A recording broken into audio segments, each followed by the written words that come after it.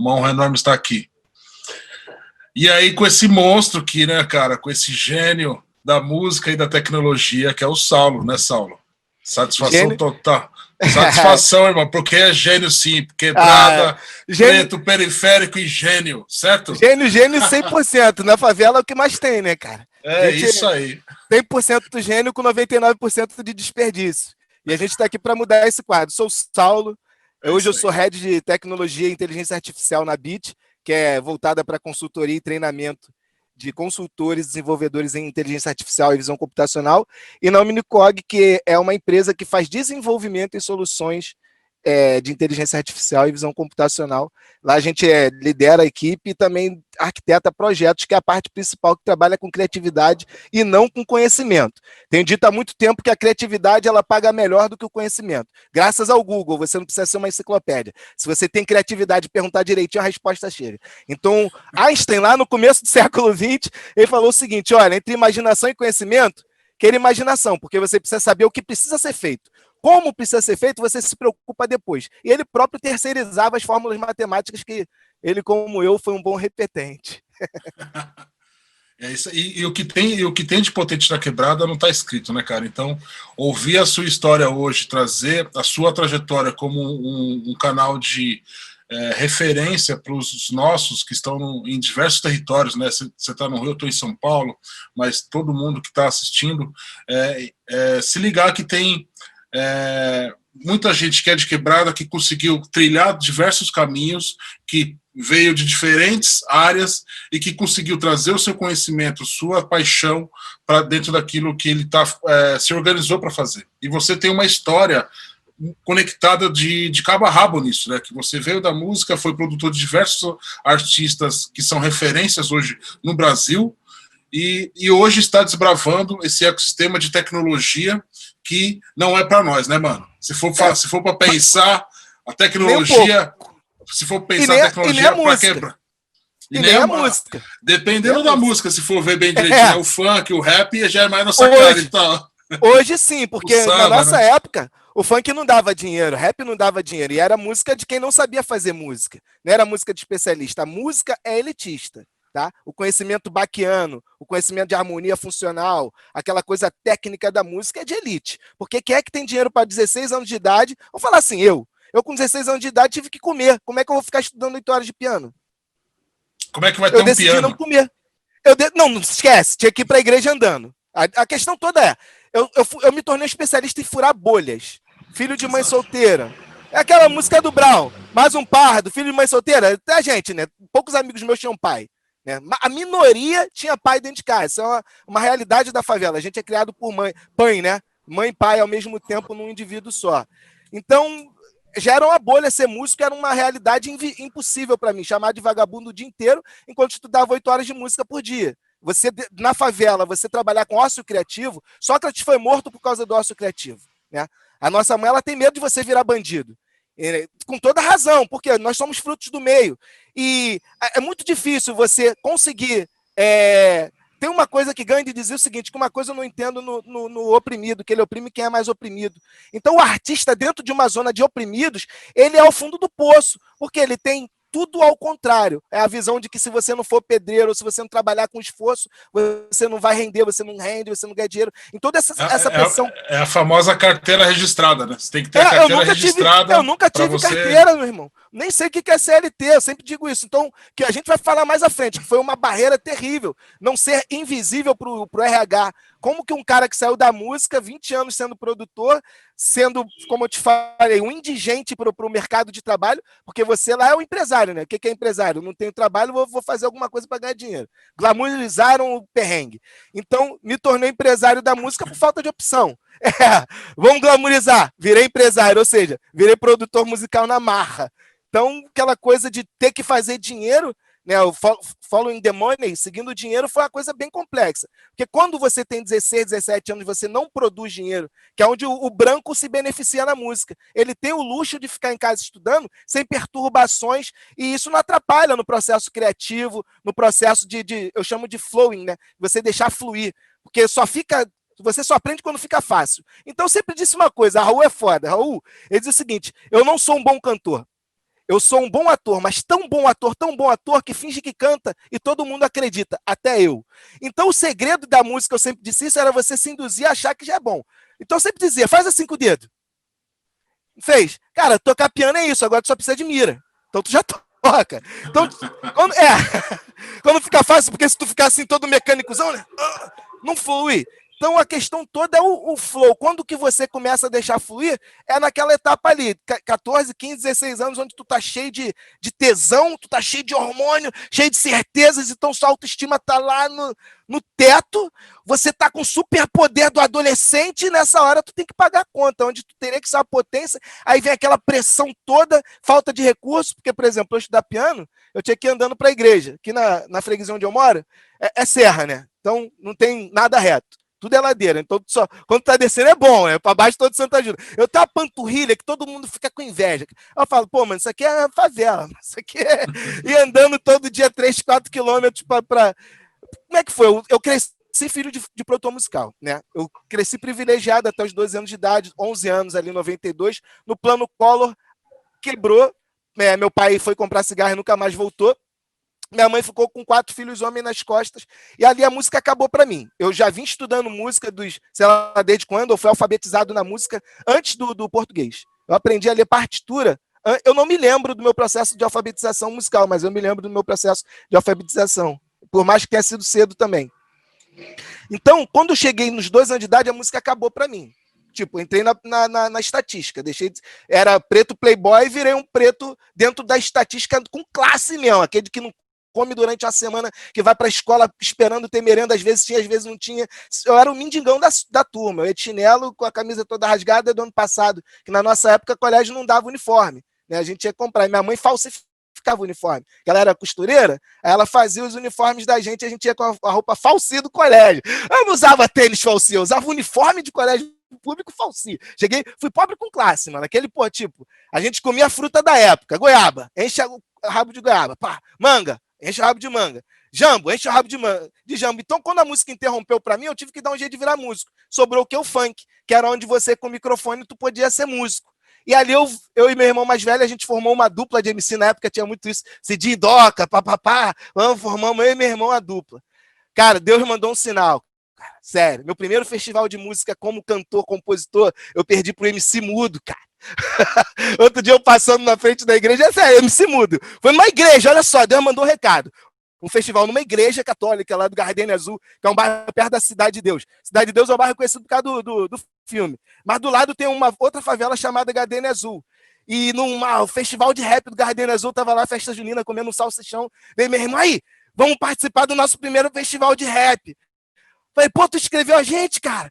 Falei, pô, escrevi. Eu falei, como é que vai ser a análise? Que eu já era todo nerd. Né? Como é que vai ser a análise da coisa? Quem vai analisar o conteúdo poético? Quem vai analisar a melodia? Ele, ih, irmão, é o padre ali. Conclusão, porra, a galera ganha, cara. Não adianta, o voto popular ganha. A gente cantou a nossa música, mas quando chegou o MC Mudinho e cantou no microfone, ele ganhou. Porque, porra, ele conseguia ficar no ritmo, ele sentia a vibração do grave. Eu, como músico, via a dificuldade, ele conseguia manter as métricas dentro do grave. Ele ganhou, foi um ar. Deus falou, cara, larga a música, eu continuei, fui sendo músico.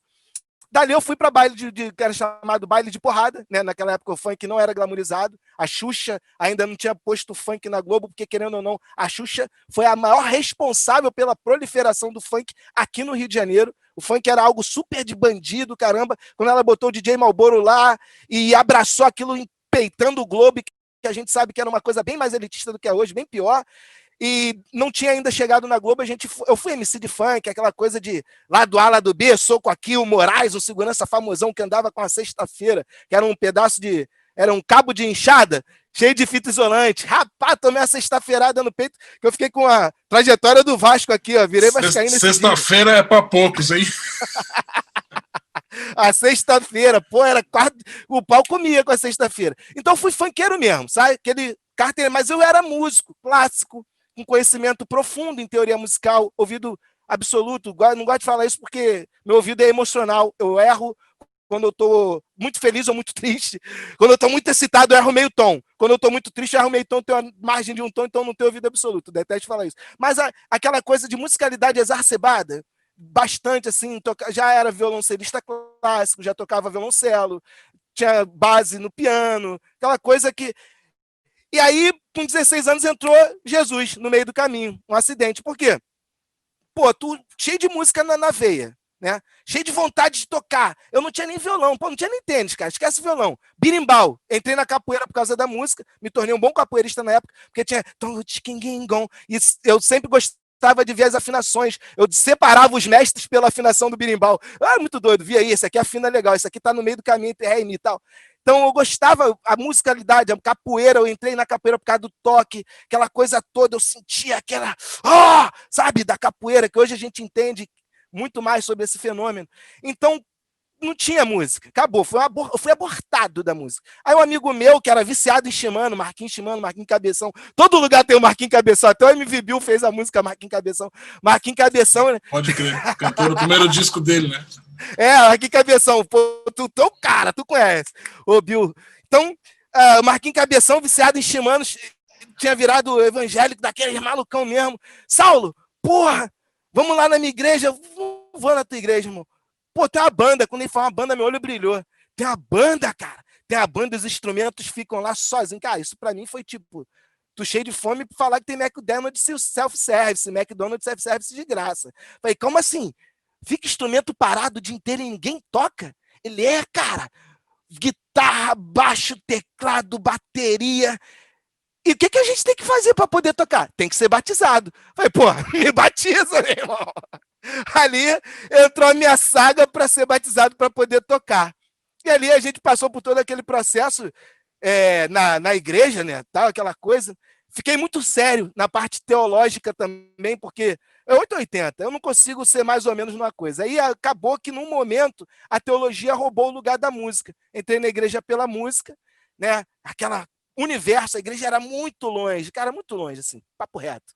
Era muito longe, eu ia com fome, uma dor de cabeça, sol do Rio de Janeiro, era a Assembleia de Deus. Na minha época, a Assembleia de Deus não podia usar bermuda, era aquela, o irmão, né, roupão, caraca, 300 graus debaixo da roupa, andando no sol de 45 à sombra, chegava na igreja e ficava fone de ouvido, teclado o dia inteiro, e assim evoluir na música e depois substituir pela teologia, porque eu vi que a gente cresceu sob o mito do sacerdote negão fazendo bem pra galera. Martin Luther King, Malcolm X, eu falei, cara, eu conheci o evangelho, primeiro eu conheci Marx que Jesus, né? Na minha casa, meu pai foi Black Panther, Brasil, meu pai foi, produtor musical da banda Black Rio, Carlos da Fé, a galera preta na época, então eu tive uma veia preta muito forte, mamãe também, em peso, não, total, dentro de casa. Banda Black Rim estava na minha casa. Então, eu vi isso dentro de casa.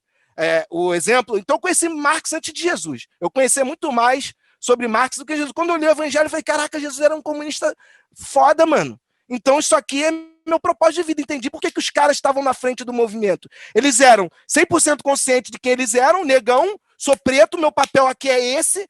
Só que eu entendi, sabe? Eu fiz o link. Fé, dedicação teológica, porque Malcolm X, apesar de ser muçulmano, era um teólogo muçulmano, e eu via muito aquela coisa, eu falei, caraca, cara, eu quero ser um pastor do interior, renegão, que canta blues, gordão e careca. Fiz a minha vida, fiz o plano, ó. E vou fazer o social, vou me engajar e vou fazer acontecer na minha comunidade, essa era a minha meta. Né? Só que eu fui além, infelizmente. Me tornei tesoureiro da sede e depois secretário. E aí que foi a coisa toda, que aí eu conheci o lado administrativo, porque na igreja você tem o sacerdotal, e o eclesiástico e o humano, né? O administrativo. Eu fui galgando sem querer os dois. Acabou que ficou só música depois que eu larguei a carreira ministerial. E foi difícil furar essa bolha, porque eu vim da igreja, olha só, foi a primeira bolha. Eu falei isso tudo para falar de como eu consegui furar a primeira bolha, foi o conhecimento. Como aprendi a tocar piano sem ter tido piano, saxofone sem ter tido saxofone, clarineta, violoncelo, contrabaixo. Enfim, tudo aprendi sem ter, só usando dos outros de vez em quando podia. Só que na igreja eu não fiz uma carreira musical, apesar de já ter regido coral, escrevi muito arranjo para orquestra, ou seja, eu sabia fazer transposição, de tom, si bemol, porque o trompete é em si bemol, saxofone em mi bemol alto, eu fazia a transposição tudo de cabeça, então eu escrevi arranjo pra caralho, fiz muito essa coisa, só que eu não era ninguém no mercado fonográfico fora do gospel e nem no gospel, tá? Não era ninguém, era só um bom músico. Isso bem jovem, né? Isso é qual era a idade? 20. Eu virei pastor com 19 anos de idade. Dali eu fui até os 23, 2004, perdão. Até os 22, 23, nessa carreira profissional, administrativa e eu tinha CD de pregação, essas coisas todas. Eu era um cara bem atuante mesmo. Larguei de vez, tá? Decidi só trabalhar com a coisa da música, e aí que foi a primeira abandono de carreira, tá? Que eu cheguei no auge da minha vida na carreira eclesiástica. Na administração eclesiástica é o seguinte, você tem do corpo administrativo de uma entidade filantrópica, você tem o segundo tesoureiro, primeiro tesoureiro, segundo secretário, primeiro secretário, vice-presidente e presidente. Eu cheguei a vice-presidente da organização, sendo solteiro e difícil pra caramba, porque, pô, várias bolhas, cara. Se eu falar quantas bolhas eu fui furando, esse dedão aqui, cara, é calejado de dedada. Sou especialista em dedada. Vou dedando, furei várias bolhas. Fui o primeiro pastor solteiro. Eu não tenho dúvida que esse dedo cutucou a onça, muito, né? Que tem um ditado aqui de cutucar a onça com a vara curta. Aqui a gente tem que cutucar com o dedo, né? Por conta. Em todas as carreiras foi o diferencial. Em todas as carreiras, o diferencial foi a autenticidade e empoderamento, que hoje tem um termo, na época não tinha. Na época eu não conhecia, era chamado de preto marrento. Né? E esse negão é mó marrento. Não, sou empoderado, irmão. Eu sei o que eu estou falando, sei o meu lugar, sei o que eu posso fazer. Então eu fui um preto marrento, pobre, metido a rico, comedor de ovo, que cagava caviar, isso tudo. Porque eu tinha posição fixa. Independente, estou na igreja, beleza, mas eu tenho a posição. Então isso foi um diferencial naquela época que me fez essa ascensão. Quando eu abandonei essa primeira carreira, que é uma carreira, cara. Porque quando você decide ser sacerdote, independente da religião, é igual uma universidade. Você tem o tempo, você tem a dedicação, você tem a avaliação, seminário teológico, você estuda hermenêutica, exegese, homilética, oratória, e um monte de termo difícil que só para lembrar. Eu estudei hebraico, grego, eu entendo bastante de grego e de hebraico, principalmente etimológico. Eu gosto da parte etimológica, né? Que é a parte da exegese, da análise do texto pelo próprio texto. Enfim, dali foi a primeira carreira que eu abandonei, foi essa carreira eclesiástica, social, porque para mim tinha tudo a ver, não tinha como desconectar uma coisa da outra. Quando eu vi que era desconectado, eu desconectei. Primeira vez que eu transigi de carreira foi pastor para músico. Então, pera lá, então, pera lá, para a gente organizar aí a linha de raciocínio, calma.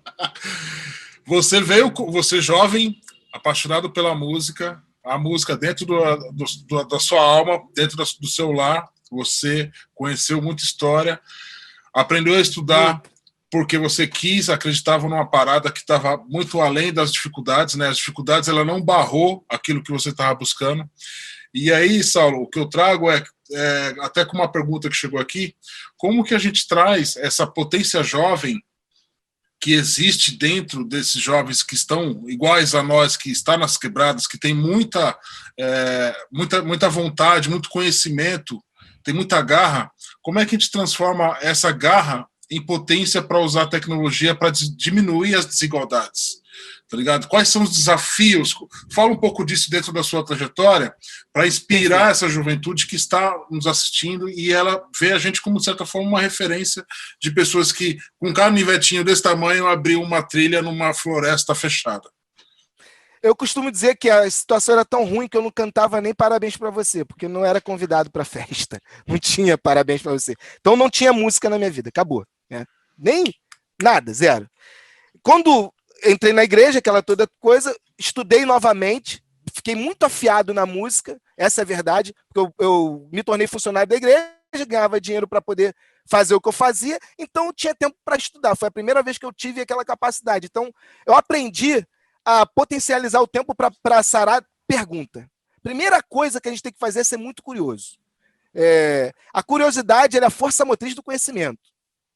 Quanto mais você quiser saber, mais você vai saber. Essa é a verdade. Tem um provérbio que diz o seguinte, que a sabedoria grita na esquina e ninguém ouve. E o conhecimento antes não era tão acessível. A gente é da época da enciclopédia, né? Que era horrível de achar, tinha discrepância pra caramba. Hoje a gente tem muita ferramenta de busca. A primeira coisa, eu sempre baseei meu discurso em Sun Tzu. Sun Tzu, para mim, foi o meu referencial, foi meu guia para obter vitória. Porque sucesso é deixar sucessão. Eu só vou ter sucesso quando eu morrer. Peraí. Então, eu não entendo pessoas que querem sucesso antes de morrer. Meu irmão, tu já tá querendo morrer, vai escrever a biografia? Então, Vitória, né? Sun Tzu foi minha fonte, porque ele diz, ele reza diversas normas que, se você seguir, independente do caminho, você vai ser vitorioso. Então, a primeira coisa que eu falo é a energia, que é o tal, que ele fala, como manter essa energia interna de crença. Você vai oscilar. Nós temos a depressão e o pico. Ninguém vive no estado pleno. Pleno vem de plano, ou seja, liso, sempre a mesma coisa. Ou só se for sempre na merda, né? Que aí tá sempre a curva para baixo, nunca é reto. Ainda que tu viva sempre na merda, é a curva para baixo, porque um abismo chama outro abismo. Então a bosta chama outro. Então a gente sempre tem que pensar o seguinte: o acidente, eu já nasci por acidente, tudo na vida do pobre é acidental. A gente não escolhe. Então, primeiro, você tem que ser o senhor da decisão em tudo que você puder influenciar. Tudo. Então você tem que ter consciência. Sun Tzu, ele fala o seguinte, que se você não conhece a si mesmo e não conhece o inimigo, você jamais conhecerá a vitória. Então, em primeiro lugar, qual é o seu conhecimento de si próprio? O conhecimento de si próprio transcende aquilo que você vê no espelho. É o que você conhece das suas capacidades, que derivam de habilidade, de conhecimento técnico e criatividade, que para mim é a mais importante de todas. Então, Sun Tzu, ele vem trazendo uma série de normas para que você se torne vencedor numa empreitada. A primeira norma, trilhe o caminho das águas, aquele de menor resistência. Eu não falei, mas eu fui judoca também. Bom judoca. Eu sou judoca. O judô, ele não sai da tua vida. O judô, ele é uma filosofia. O judô, ele é muito mal traduzido como caminho suave. Tá horrível. Judô é mínimo de esforço com máximo de eficiência. É a tradução certa. Porque você visa ter o mínimo de esforço para obter o máximo de eficiência. Eu quero ser tão foda que eu vou usar sua força contra você.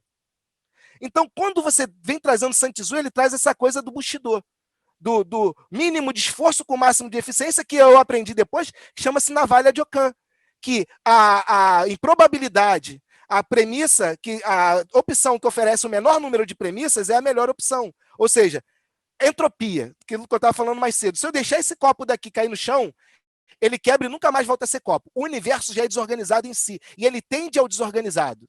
É uma característica do próprio universo, tá?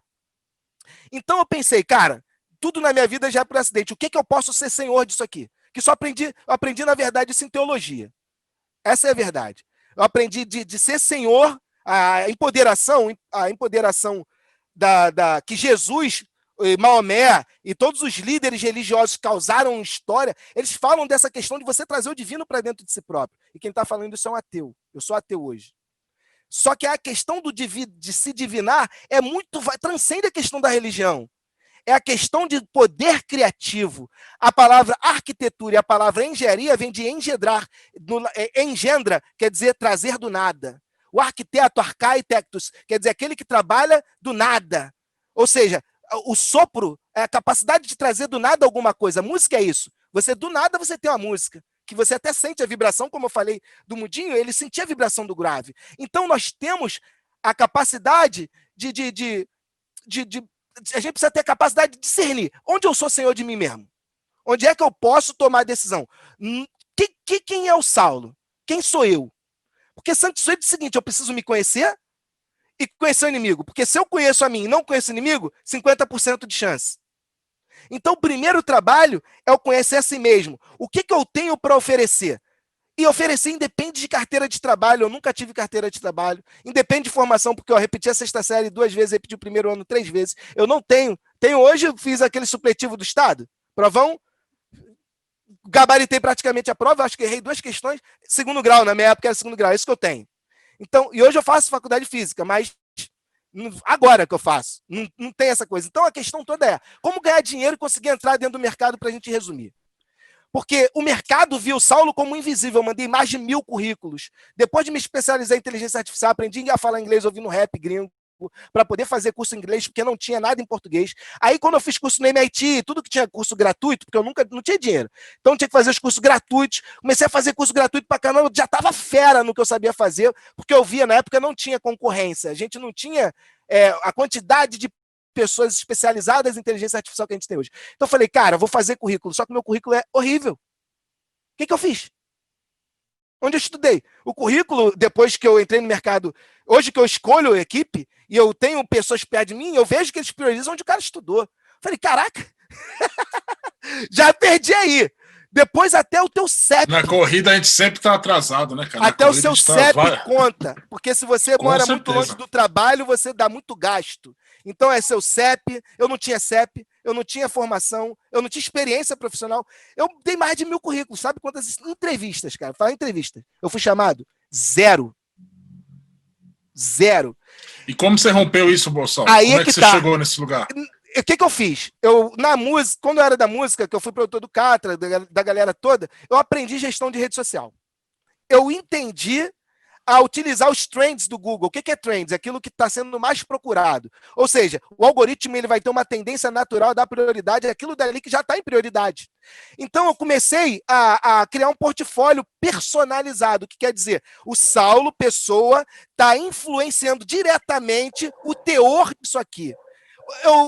Eu fui no LinkedIn e vi quais eram as habilidades que mais procuravam no mercado. A primeira era resoluções de problemas complexos, a segunda era inteligência artificial. Falei, pô, cara, eu na produção musical fazia programa, eu criava sintetizador para teclado. O que eu fiz? Eu aprendi a programar para poder entrar no mercado, que eu vi que eu gostava, e aquela coisa toda que a gente não vai ter tempo de falar.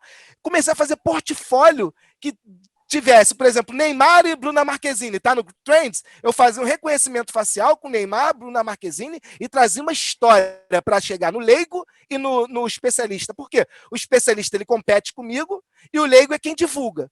Só que eu preciso ser tão foda ao ponto do especialista começar a me pedir favor e me pedir conselho, porque ele vai chancelar o meu conhecimento. Quem vai chancelar o conhecimento do Saulo? As pessoas que têm o papel que todo mundo deseja. Então eu fiz um plano. Foi um plano, nada empurrado com a barriga. Estudei o LinkedIn, estudei como fazer contato, estudei tudo, solo, porque o Santos o disse. Você tem que conhecer esse próprio terreno para ganhar vantagem. Porque se eu dou tiro de cima, quem é da favela sabe. Por isso que aqui no Rio, o cara que tem a posição de cima vai ganhar da polícia sempre. O cara tá de cima, irmão. Vai chegar, vai tomar rajada. Então eu precisava estar numa posição superior.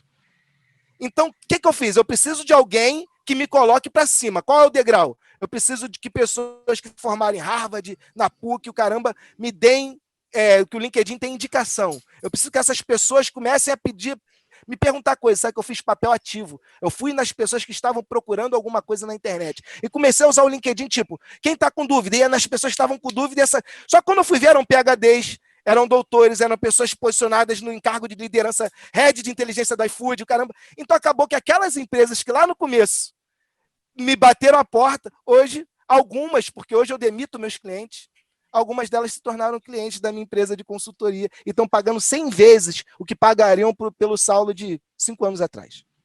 E o louco disso tudo, o Saulo, que amarrando toda a história, porque o nosso tempo é muito pouco, que a educação ela não está somente dentro da escola, das salas de aula. A educação ela está a partir daquilo que a gente quer buscar de conhecimento para desenvolver aquilo que a gente ama fazer, aquilo que a gente Mas a gente só fazer. quer o que conhece. A questão toda é que o acesso ao querer nos é velado. Essa que é a questão. Provocação. Sim. A gente não tem opção de querer. Sabe porque eu cresci vendo 2 tipos de pessoas de sucesso. Ou o cara que era traficante ou miliciano. Eu não vi preto de sucesso. Tô falando sério, o primeiro preto de sucesso que eu vi na minha vida foi o Catra. Todos os outros pretos com sucesso pro mundo, por isso que eu não gosto da palavra sucesso, eram bandidos em todos os sentidos. Então qual é a referência? Qual a opção que você tá me dando para eu não ser aquilo dali? Como eu estava falando mais cedo, quando a gente pensa em inteligência artificial, a gente pensa num branco de óculos com bombinha, né, de asma. Eu penso nisso. Então a gente é privado de ter acesso ao querer, entendeu? Exato. Mas a mensagem que eu quero deixar é que é importante te estudar sempre, né? Por mais que a gente é privado de acesso à educação, de acesso à oportunidade e tentar concorrer de igual com a galera que não vive a nossa realidade, que isso está muito distante, mas acho que a mensagem que está por trás de toda essa história, além da resiliência, a persistência, é o estudo, né? Você viu na sua curiosidade formas de buscar outros conhecimentos para aquilo que você quer fazer. E isso eu acho que é uma mensagem muito importante para os jovens que estão assistindo. Me apontaram. E todos aqueles que estão buscando. Então. Para tirar todo o mérito, eu não vi, me apontaram. A minha esposa, ela é professora de patinação, eu conheci um indiano que era dono de uma empresa lá na Índia, de um banco de alguma coisa. Ele olhou para mim e falou: cara, se eu fosse você, eu estudava inteligência artificial. Então me apontaram. Então a gente, na verdade, é fruto do meio. Quem acredita na meritocracia é porque não entendeu como o meio formou aquela pessoa. Eu não posso negar cada pessoa que passou na minha vida, do pipoqueiro, a professora, a todo mundo. Então a verdade é, a gente precisa utilizar o meio em nosso favor. Exatamente. Egocentrismo diferente de egoísmo. Nós somos egoístas sem ser egocêntricos. As decisões têm que partir da prioridade do nosso coração para fora. É essa a mensagem. E parar de estudar só quando morrer. É isso aí. Exatamente. E desistir nunca, né, Saulo? Fala a verdade. Tem desse jamais. Primeiro filme do Van Damme. Primeiro filme do Van Damme. Gente, estamos aqui, a produção está dando salve, dizendo que nosso horário acabou. Infelizmente, ficaria horas e horas aqui nesse bate-papo, porque, é muita conversa inspiradora, muita história que faz a gente refletir. O Saulo trouxe várias referências, desde a música, da igreja, do Satsu, e, putz, um monte de coisa. O cara é um gênio, de fato. Mas é isso, se querem saber mais sobre o Saulo, está nas redes sociais, está no Instagram, está no LinkedIn. Está no LinkedIn? Só LinkedIn. Qual que é o LinkedIn lá, Saulo? Saulo Catarino com TH. Rola um H ali entre o T e o A. É isso. Eu também estou nas redes sociais, então DJ Bola Banca. Também estou no Spotify, então se quiserem ouvir algumas músicas, também tem lá disponível, DJ Bola Banca. Muito obrigado, então, todo mundo que está assistindo, todo mundo da Social Good Brasil, no qual eu também sou fellow. Satisfação total, Saulo, espero em breve te encontrar para te dar um abraço, trocar uma ideia. Agora a gente está com contato, irmãozão. Estamos conectados. Gente, paz aí aqui, se cuidem. Valeu, rapaziada, um abraço.